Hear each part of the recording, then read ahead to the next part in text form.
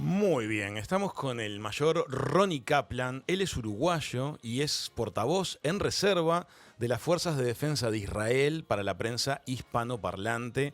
Mayor Ronnie Kaplan, gracias por su tiempo. Bienvenido, hijos de punta. Hola, ¿cómo están? Bienvenido. Bienvenido. Bienvenido. Mayor Kaplan, usted es uruguayo, y debido al sistema de reservas, ahora está en Israel. ¿Nos podría explicar brevemente cómo funciona el sistema de reservistas en el ejército israelí? Sí, o sea, yo no estoy en el ejército en este momento. O sea, a ver, empecemos. A ver. Yo nací en Uruguay y a los 20 años decidí emigrar a Israel, como hay Bien. gente que se va a España o se van a Estados Unidos Bien. o a cualquier otra parte del mundo. Entonces, aquí me enrolé por ley a las Fuerzas de Defensa de Israel en el año 2006. Ajá. Terminé el ejército acá, es decir, estuve en la parte obligatoria y después estuve en la parte profesional durante varios años. En el año 2015 me liberé, digamos, no es que me jubilé porque tenía 32 años, y básicamente después de eso uno pasa a ser reservista. Ajá. Reservista significa que si el ejército lo necesita a uno, lo llama. En el día a día sos un civil común y corriente, pero cada 2, 3 meses, 4 meses tenés algún tipo de ejercicio, alguna situación de emergencia que hay que venir, y uno está acá durante una semana, 2 semanas, 2 días, 3 días, lo que sea, y en este momento estoy como en reserva activa, lo que se llama.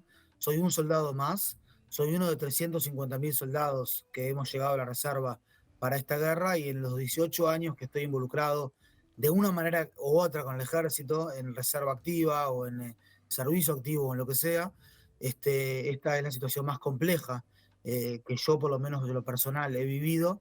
Y Israel es un país donde vive gente de todas partes del mundo, vive gente de más de 103 países. Es el país que tiene más inmigrantes en primera y segunda generación de los países de la OCDE, de la OECD, que son las 30 economías más importantes del mundo. Entonces acá tenés de todo, acá tenés más de 20.000 uruguayos, tenés más de 100.000 argentinos, Ujú. brasileros, muchos latinos, muchos de todas partes del mundo vive gente O acá en sea el que así país. funciona el sistema de los reservistas. Son llamados cuando la situación lo requiere. 350.000 han asistido al llamado en este periodo. Efectivamente, y es en realidad un récord de llamado de reservistas por lo compleja que está la situación, desde prácticamente la época de la guerra de Yom Kippur del año 1973. Creo que nunca hubo una situación así que hayan llamado tantos reservistas. Y sí, así funciona esto, y acá estamos Mayor para Kaplan, restaurar la seguridad de nuestro país. usted tuvo oportunidad de visitar personalmente la zona que se atacó inicialmente el sábado 7 pasado. ¿Nos puede contar, nos puede poner en palabras esa experiencia? Mirá, vos sabés que mis abuelos llegaron a Uruguay después de la Segunda Guerra Mundial. Vivían ahí en las calles Cosería, hoy en día están, que su memoria sea bendita, están enterrados en el cementerio de La Paz. Ujú. Y llegaron en la época de Tomás Berreta, en el año 1946, y nos contaban de la guerra. Mi abuela no contaba mucho, ella perdió 5 hermanas en la guerra, eran 6 hermanas, perdió 5 hermanas, y mi abuelo siempre nos contaba de la guerra. Básicamente, en mi forma de concebirlo, concebí algo como lo que mi abuelo vivió en la Segunda Guerra Mundial, o lo que de repente eh, aprendíamos, ¿no? O sea, sobre lo que vivían los judíos en los pogromos a fin del siglo XIX, a principios del siglo XX, en Europa. Una debacle, o sea, una situación que entras en una casa y tenés un terrorista muerto, con moscas alrededor de él, con un olor tremendo, y así decenas de cuerpos, y así, digamos, sangre en las paredes. Yo de hecho no fui el primero que llegué, hubo gente que llegó antes, sangre y una batalla que fue allí, que fue una cosa absoluta. Yo no vi nunca igual en mi vida, una masacre. De hecho, si uno quiere encontrar un momento en la historia en que en 24 horas judíos fueron asesinados de esta manera, uno tiene que retrotraerse realmente al último día del Holocausto, al último día de la Segunda Guerra Mundial, y realmente estamos hablando de gente civil. Yo conozco esos lugares, he estado en otras operaciones también, muchos latinoamericanos en esa zona. Es una zona donde latinoamericanos fueron en los años 50, 60 y 70. Son la gente más progresista de este país.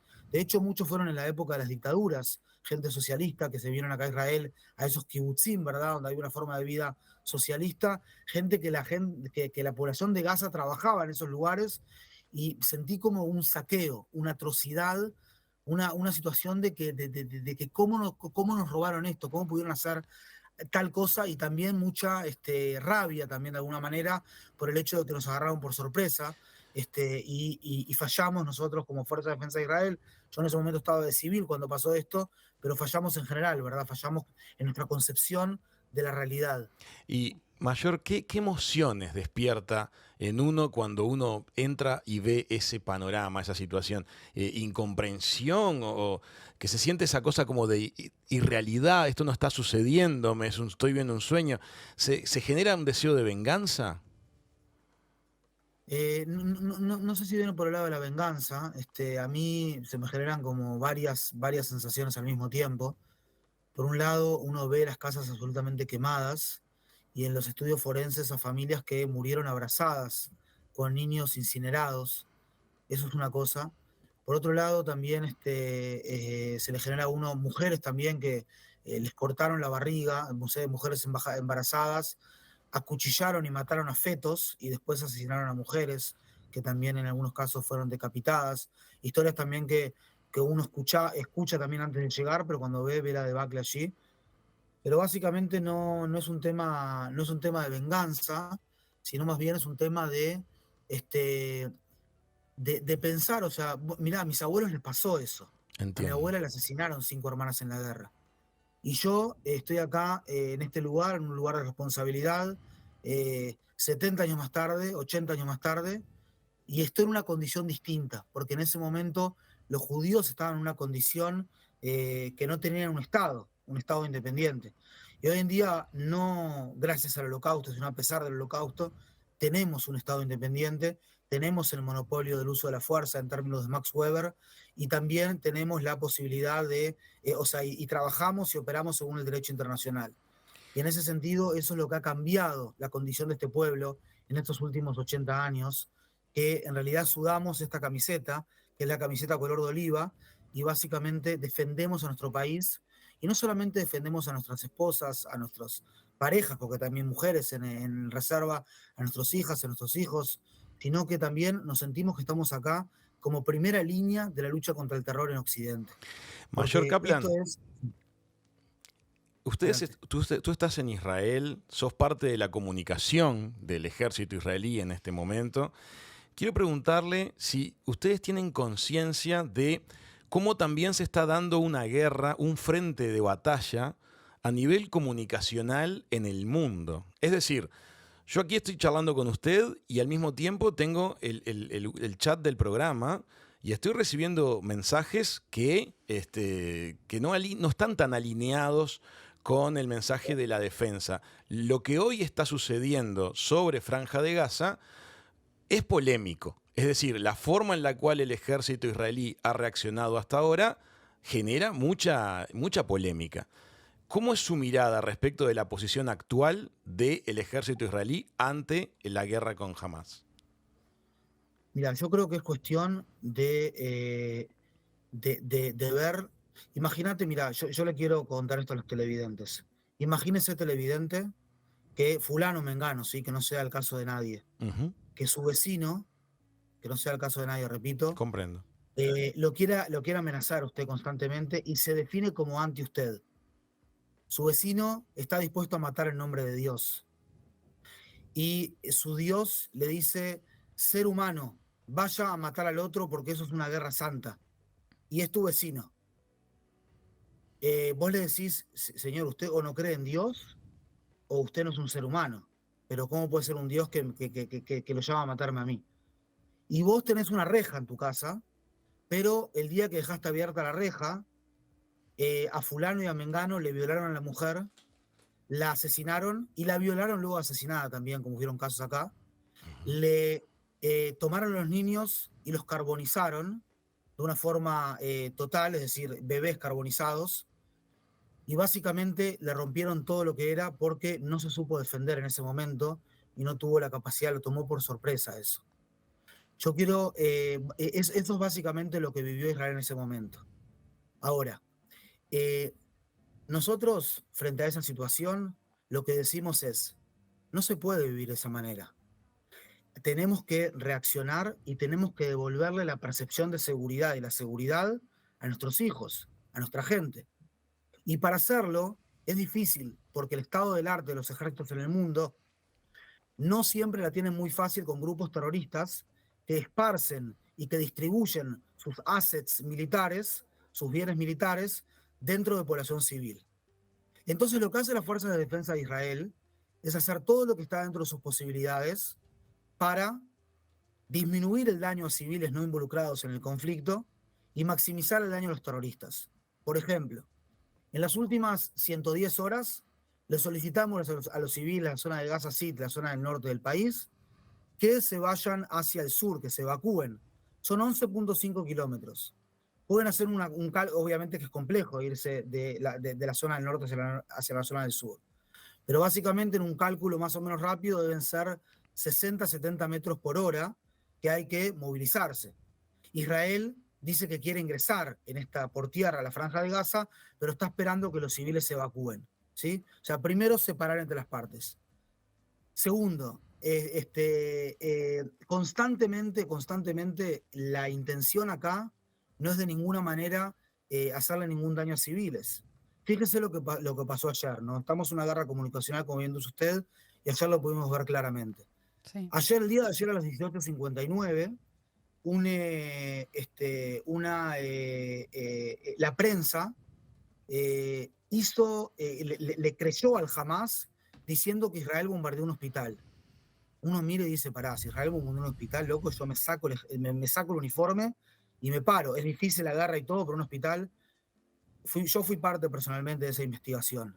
Esa investigación salió fehacientemente que, y lo tengo en mi Twitter, @Capitán Kaplan, lo pueden ver todas las pruebas exactas, que fue un cohete de la Yihad Islámica Palestina que de forma errante cayó en el estacionamiento del hospital, dejando muertos a todos esos civiles.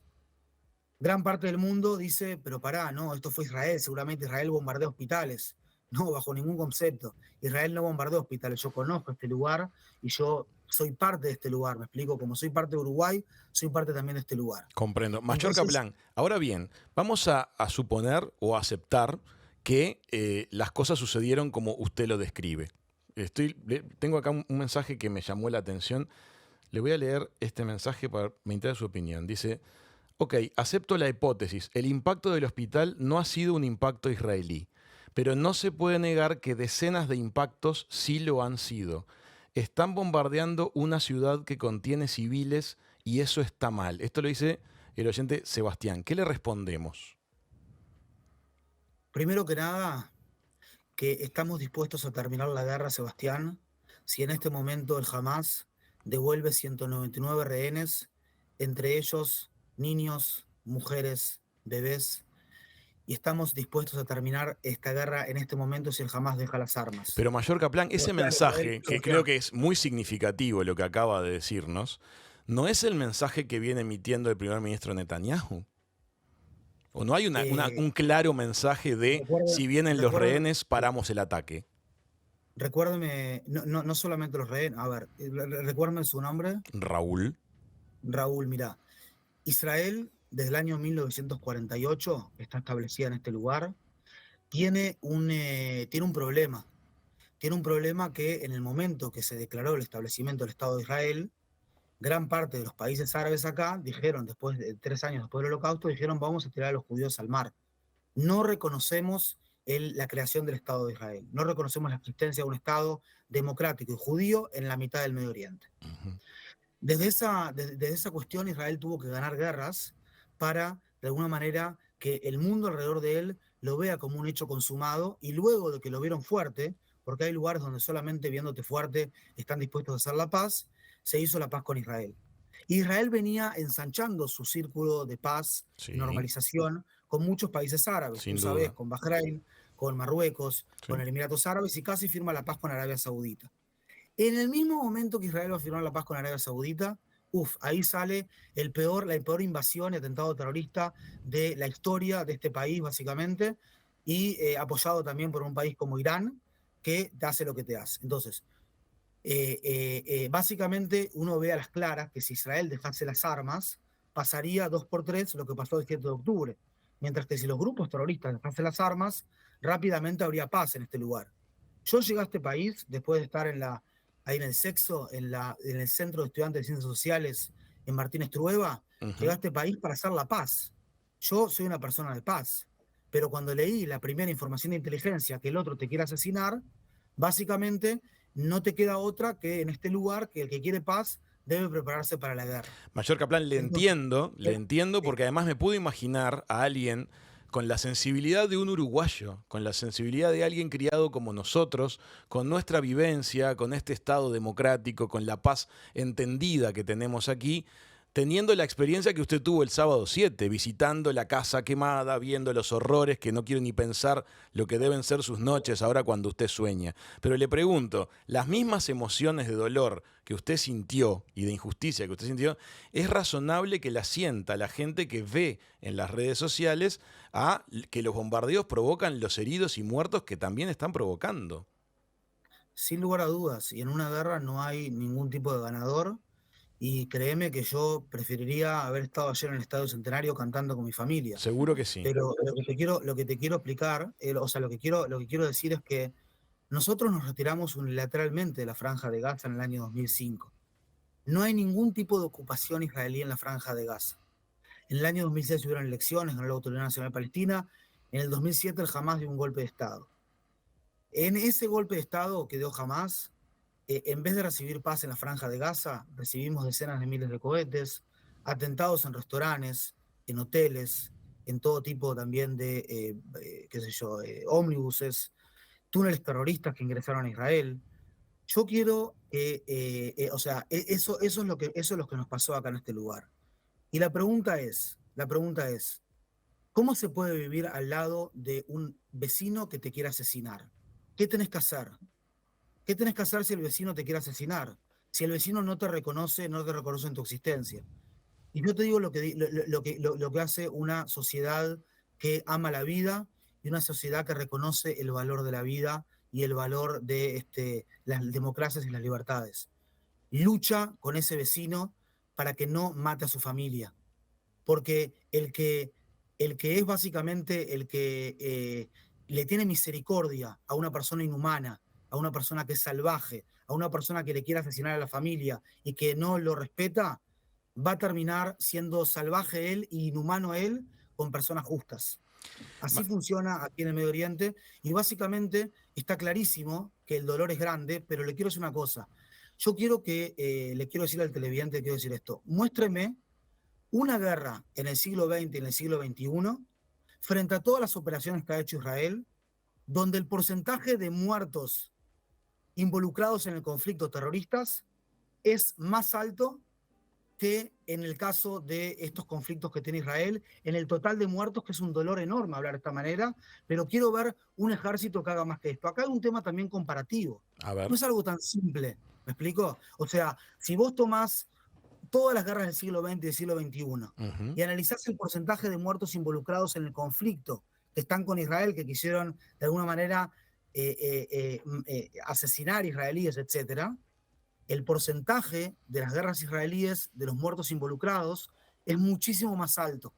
Lo que significa que tirar cientos de miles de panfletos, como lo hacemos todos los días, pidiendo a la gente que se evacúe, tirar también, hacer decenas de miles de llamadas telefónicas, pedir por radio, pedir también por redes sociales, que se evacúen, esperar a no entrar por tierra para que la gente se evacúe y para que haya el mínimo de civiles no involucrados que tengan algún tipo de daño, es lo que se puede hacer. O Entiendo. sea, es complicado, pero tenés ahí 2 millones de rehenes del Hamas en la Franja de Gaza y al fin y al cabo el soberano en la Franja de Gaza del año 2007 es el Hamas y no te queda otra, como quien dice, de que el Hamas se haga responsable por su población. Israel le pasa al Hamas todo el tema humanitario en el día a día. Le pasa electricidad, le pasa combustible, le pasa agua, le pasa mercancías todos los días. ¿Qué opina usted Ahora, sobre el concepto del asedio?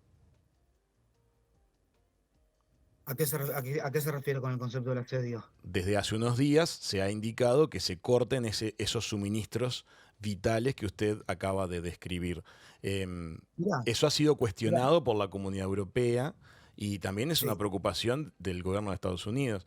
Pero entiendo también el punto de vista de que no se quiere hacer una campaña, digamos, de infantería terrestre antes de debilitar mucho al enemigo, y por eso están los bombardeos y por eso se pide la evacuación.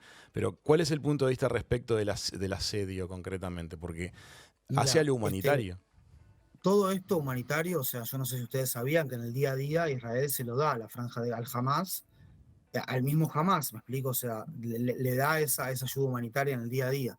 Y Ajá. el Hamas lo pagó, el Hamas pagó toda esa ayuda y lo pagó la factura que nos pasó el Hamas en el momento en que venían decenas de miles de gazatíes a trabajar en Israel, que había un subsidio muy alto de gente de Qatar para población en la franja de Gaza y que Israel pensaba que realmente el Hamas estaba normalizando y iba a terminar aceptando el Estado de Israel, la existencia por lo menos del Estado de Israel, y no iba a Esa ser era la tan militante. percepción, esa era la percepción. Hubo un No, momento en que no, no parecía es una... que, Sí, sí, parecía sí, que sí, iba a sí. suceder. Parecía que iba a suceder, había una concepción que parecía que iba a suceder, Ok. y esa fue la concepción errónea israelí, y fue lo que nos agarró por sorpresa. Ajá. Y jamás lo pagó ese asedio, lo pagó asesinando, lo pagó incinerando, lo pagó de alguna manera decapitando. Esa fue la forma en que jamás pagó el asedio. Y yo le pregunto, y yo pregunto, ¿no? ¿Por qué jamás a lo largo de 16 años como soberano en la Franja de Gaza no desarrolló una infraestructura propia? Jamás el otro día se robó 36.000 litros de un hospital en la Franja de Gaza que le alcanzaba para darle agua con desalinización a todos los 2.3 millones de civiles en la Franja de Gaza por 10 días. Y jamás se lo robó con su objetivo terrorista, con su objetivo de seguir atacando a Israel. Y yo pregunto, ¿Israel se tiene que hacer cargo absolutamente de todo? Es decir, nosotros somos responsables por todos los palestinos en la franja de Gaza, somos responsables por los secuestros, nosotros fuimos los que hicimos este ataque el día 7 de octubre. Es como que prácticamente el mundo le está diciendo a Israel, mira Israel, vos tenés que ser proporcional, vos tenés que armar una fiesta de 3.000 personas ahí en la franja de Gaza electrónica, cosa que va a ser un poquito difícil porque no permiten hacer fiestas en la franja de Gaza. O sea, hay que entender lo que es una tiranía islamista. Y ahí tenés que llegar y tenés que matar a 260 personas, asesinarlas a sangre fría. Espero que no haya niños escuchándonos. Y de esa manera, después tenés que poner 28 kibutzim y poblados en el límite con Israel. A cada uno de esos poblados tenés que asesinar a este 56, a este 43, a este 48, a este 22. De esa manera va a ser proporcional con el Hamas. Si te moves un minutito más que eso, no tenés ningún tipo de derecho. Y la realidad es que nosotros estamos tan convencidos, Raúl, tan convencidos. Yo estoy acá, o sea, yo veo el lugar donde se hacen los ataques. Tan convencidos que desde el punto de vista moral no tenemos ningún tipo de intención de alcanzar ningún objetivo más que un objetivo militar, y que el Hamas no tiene ningún tipo de intención de alcanzar ningún objetivo en Israel más que un objetivo civil. Somos el ejército de un país democrático, en un Estado de Derecho, donde lo que hacemos es defender a nuestra población. Mientras que el Hamas es un grupo terrorista dentro de la franja de Gaza, que lo que hace es utilizar a su población para defender a su infraestructura terrorista. May- Mientras, por ponerlo de alguna manera, mientras Israel usa su ejército para defender a su población civil, el Hamas usa a su población civil para defender a su ejército, a su infraestructura terrorista. Mayor Kaplan, ¿qué perspectiva ve usted para los próximos días o semanas en lo relativo a el riesgo de escalada en este conflicto, en la internacionalización del conflicto? Yo creo que depende, Raúl, 100% del Hezbollah. Ajá, Porque el la región Hezbollah norte en en este Líbano. momento jamás tiene la esperanza que haya una escalada, también Irán, y que el Hezbollah entre en este conflicto, y han habido varios ataques. Pero la pregunta es ¿qué es lo que va a decir ahora la República del Líbano y también los ciudadanos del Líbano? Si acaso quieren jugársela, entre comillas, y jugarse su futuro para de alguna manera escalar esto e irse a un conflicto regional. ¿Israel puede Tenemos que tener tener todo dos el tiempo, frentes de guerra en simultáneo? puede tener dos frentes de guerra en simultáneo, esperemos que no sea lo que pase, porque obviamente que es duro, pero puede tener dos frentes de guerra en simultáneo. Quiero explicar, Raúl, también que si Israel invade o incursiona, o como quieran llamarlo, es un tema semántico, la franja de Gaza, quienes incursionan en la franja de Gaza son chicos y chicas de 18 y 19 años, ¿sí? O sea, a veces uno dice, no, un ejército está incursionando, 19, 18, 19, 20 años. Nosotros también estamos poniendo todo frente a un nido de terroristas que tienen mejores posiciones, que tienen muchos túneles por Conocimiento del debajo. terreno. Entiendo que una Sí, entrada, todos los analistas militares que hemos consultado indican que un ingreso, llamémosle de infantería, en un combate de guerrilla urbana es tremendamente difícil cuando el rival conoce el lugar donde está y tiene otros pertrechos. Sabemos que eso es lo que dicen los analistas militares. La pregunta es si usted está diciendo que no tengamos la percepción de que quienes entran son super soldados profesionales, sino que es también una milicia israelí. no, son soldados profesionales, pero también estamos jugando estamos poniendo todo lo que tenemos. Estamos poniendo a nuestros hijos, a nuestros hermanos, a nuestros primos. Lo estamos dando todo también. Tenemos también, yo no he escuchado mucho hablar de todos los también desplazados que hay aquí también dentro de Israel, ¿verdad? No he escuchado, o sea, es decir, estamos también en guerra, somos un sexto del 1% del Medio Oriente, Israel es un sexto del 1% del Medio Oriente, es un país que fue reconocido por la comunidad internacional con su derecho a existir, y es el único país que de repente tiene un montón de grupos terroristas alrededor que no reconocen su propia existencia. Estamos luchando por nuestra soberanía, estamos poniendo todo para luchar por eso, y quiero de alguna manera también explicar que no es algo fácil, no es algo que No, ahora está viene claro, está claro. Robocop y los mata a Está todos, de claro, ¿no? ninguna Y manera. también está claro que es muy difícil la identificación de lo que puedan ser miembros de un grupo terrorista disimulados en una población civil. No es que uno los Sí, reconoce por su sí, indumentaria, eso está claro. Y exacto, sobre eso Raúl. tengo una pregunta. Sí. En lo referido a dar la posibilidad de abrir el paso a ayuda humanitaria, cosa que sucedió hace algunas horas en el paso hacia Egipto, ¿qué posibilidad hay de permitir que los civiles que no sean parte de los grupos terroristas puedan escapar de Franja de Gaza o puedan volverse de alguna manera refugiados? Es realmente una pregunta para el portavoz egipcio, porque Comprendo. Egipto también tiene digamos, límite con la franja de Gaza, Sí, sí, sí, está claro. pero esperemos que sí, esperemos que Egipto abra y esto no sea un drama humano más grande de lo que es.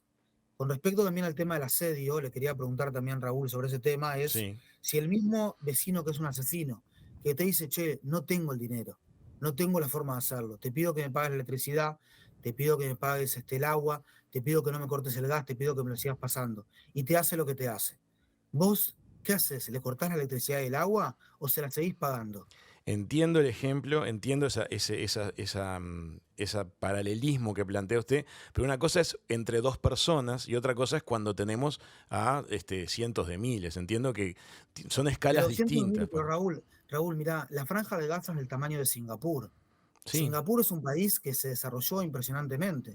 sí. Vos, si tenés un gobierno tirano que no logra desarrollar un país, levanta impuestos, recauda impuestos y en vez de redistribuirlos, genera un ejército de terror para ir y matar civiles para el otro lado. ¿Vos sos responsable en tu vecino por eso? Ah, entiendo el O sea, planteo. yo puedo ser responsable Hola. que si uno abre una Biblia, dice que hay que ser responsable por la viuda, por el huérfano y por el extranjero durante 36 veces, dice eso en la Biblia. Es decir, es algo que sí es importante.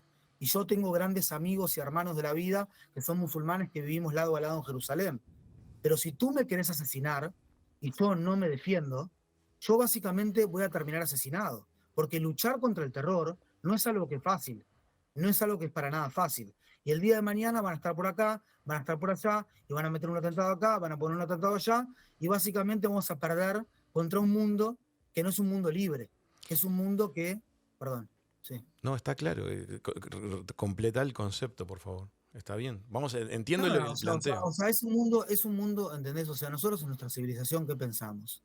Pensamos que nosotros tenemos nuestra identidad y el otro que es diferente a mí, lo tengo que respetar en su diferencia y en su identidad. No tengo que ser idéntico a él, cada uno somos distintos, no todos tenemos que ser iguales, pero tenemos que respetarnos unos a otros en nuestra diferencia. Este tipo de filosofías o de teologías, que yo creo que son aberraciones teológicas, hablan de que están ellos, los benditos, y de los otros son los herejes. Judíos y cristianos podrían vivir en un Israel en manos de Hamás, pero podrían vivir como ciudadanos de segunda categoría, de tipo Dimi o Dami, que es con un tipo de, como en la época también, con una señalización, como en el siglo VII, mujeres también podrían vivir, pero tenían que estar completamente tapadas y tendrían que, obviamente que si en un montón de casos pueden ser apedradas hasta ser muertas, en el caso, como dice la Sharia, ¿verdad?, del siglo VII, del siglo VIII, y nos quieren devolver a esta gente a la Edad Media un poquito antes. Mayor, ¿Nosotros no vamos a luchar por eso? entiendo. Mayor, le quiero agradecer el tiempo que nos dedicó en estos días, semanas tan únicos que seguramente está atravesando, incluso a nivel personal, a nivel íntimo. Puedo imaginar los tirones íntimos que uno ha de tener cuando está cerca de estas realidades. Nosotros estamos a miles de kilómetros, pero por supuesto que nos duele el dolor humano en todos los frentes. Apostamos a que Israel, que representa a lo que sería Occidente, las democracias, el mundo civilizado en este ámbito de barbarie, garantice y pueda estar a la altura de las reglas internacionales de la guerra en los próximos días, en un contexto que sin lugar a dudas es muy difícil de desanudar. Gracias por estos minutos. Gracias a vos, Raúl, y por eso que vos apostás, yo estoy acá sentado en este lugar, y también apuesto a que el día de mañana mi hijo no tenga que estar acá vestido de verde, sino que tengamos paz en esta región, y no hay cosa que tengamos más esperanza en realmente llegar a una paz acá duradera, con todos los vecinos, y poder vivir con tranquilidad, y poder vivir como es debido vivir, sin guerras. Mayor Ronnie Kaplan, vocero para Hispanoamérica de las Fuerzas de Defensa de Israel. Gracias por este ratito en Hijos de Punta. Gracias por permitirme expresarme. Hasta luego. Hasta luego. Hasta la próxima.